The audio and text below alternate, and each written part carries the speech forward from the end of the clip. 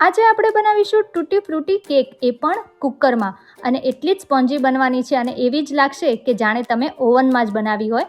તો સૌથી પહેલાં એક બાઉલની અંદર 1 વાટકી જેટલું લુકવોર્મ એટલે કે હુંફાળું દૂધ, અડધી ચમચી વિનેગર એડ કરી અને મિક્સ કરી એક બાજુ રાખી દઈશું. હવે એક પ્લેટની અંદર 2 ચમચી જેટલી ટૂટી ફ્રૂટી, અડધી ચમચી મેંદો એડ કરી અને મિક્સ કરી લેવાનો છે. હવે એક કોઈ પણ ટીનને અથવા વાસણને ગ્રીસ કરી એની અંદર બેકિંગ પેપર એડ કરી મૂકી દઈશું.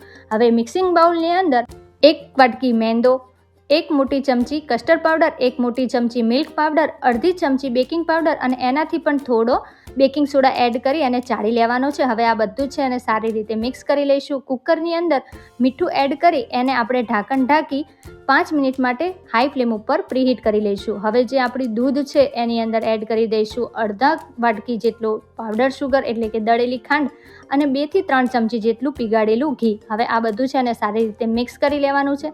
અને જે આપણે ડ્રાય ઇન્ગ્રીડિયન્ટ્સ હતા એની અંદર થોડું એડ કરતા જઈ આપણે કેકનું બેટર રેડી કરી દેવાનું છે.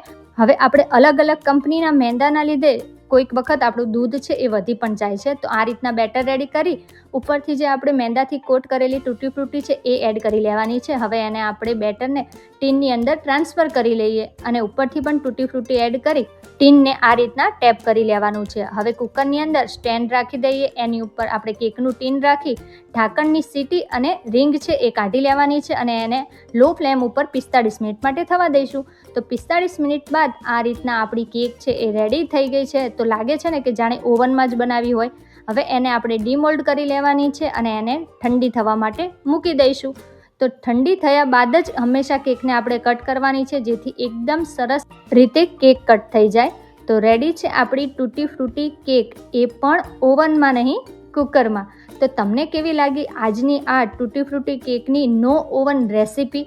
તમે જરૂરથી ટ્રાય કરો અને પછી મને જણાવો. તો આ રીતના જો મેં એને કટ કરી લીધી છે તો જોઈ શકો છો તમે કેટલી સ્પોન્જી આપણી કેક બની છે. તો હવે તમે એને કોઈ પણ એરટાઇટ કન્ટેનરની અંદર પણ સ્ટોર કરી શકો છો. વિડીયો ગમ્યો હોય તો લાઈક